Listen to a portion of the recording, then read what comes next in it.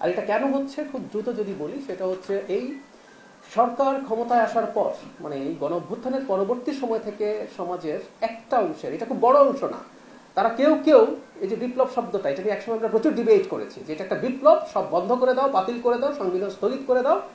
কারো কারো স্বপ্ন ছিল এখানে এক ধরনের বিশেষ শরিয়া ভিত্তিক রাষ্ট্র কায়েম করবেন, কিছু কিছু মানুষের এই ধরনের চিন্তা ছিল।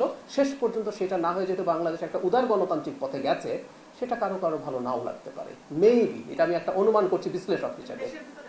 জি, হ্যাঁ, দেশের ভেতরে আছে এবং তাদেরকে পেট্রোনাইজ করার মতো মানুষ বাইরেও থাকতে পারে। আমি জাস্ট অ্যানালিস্ট হিসেবে বলছি, যেহেতু আমাদের করতে সত্য আছে। আবারও একটু বলা ভালো, সেটা হচ্ছে জঙ্গি বলে আমরা যেভাবে মানুষকে বলছি, মানে আমরা এইভাবে রাদার বলি অভিযুক্ত। কেন বলছি?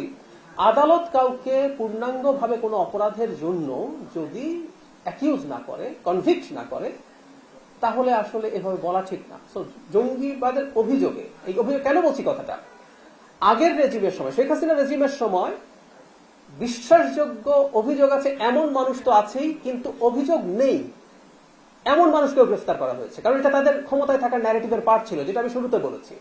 তারা দেখানোর চেষ্টা করেছেন বাংলাদেশ জঙ্গিরা দখল করে নেবে আমি যদি ক্ষমতায় না থাকি, সো আমি ইলেকশন রাতে করি আর ভোট ছাড়া ক্ষমতায় থাকি, আমাকে ডিস্টার্ব করো না। That was the narrative. সেই জন্য আমরা বলছি নজরদারিতে নিশ্চয়ই থাকবেন, কিন্তু আমরা এই যে জঙ্গি শব্দটা যেন খুব বেশি জেনারেলাইজ করে না ফেলি। কোনো কিছু হলেই জঙ্গি ট্যাগ দিয়ে তাকে এক্সট্রা জুডিশিয়াল কিলিং। মাঝে মাঝে আমরা দেখতাম না, একটা বাড়ি ঘিরে আছে, হঠাৎ করে ওখানে নাকি বোমা বানাচ্ছে, র্যাব গেছে, গিয়ে ওখানে ক্রস ফায়ারে মারা গেছে, এসব স্টোরি ক্লিয়ারলি ছিল আমাদের। সেটা আমরা, সুতরাং এই শব্দটার ক্ষেত্রে আমরা এভাবে সতর্ক থাকবো। তাহলে আমি আবারও বলছি, প্লিজ, দুটো এক্সট্রিম আলোচনা আছে। বাংলাদেশ জঙ্গিতে ভরে গেছে, আরেকটা হচ্ছে বাংলাদেশে কোনো জঙ্গি নাই। দুটোই ভুল বলে আমরা মনে করি। বাংলাদেশের জঙ্গিবাদের এরকম এক্সট্রিমিজম, আমি এভাবে বলি, একটা প্রবণতা আছে, কিছু মানুষের সাথে জড়িত আছে, মাঝে মাঝে তারা আরো বেশি অ্যাক্টিভ হওয়ার চেষ্টা করে, সেটাকে আমরা কন্টেইন করতে চেষ্টা করি।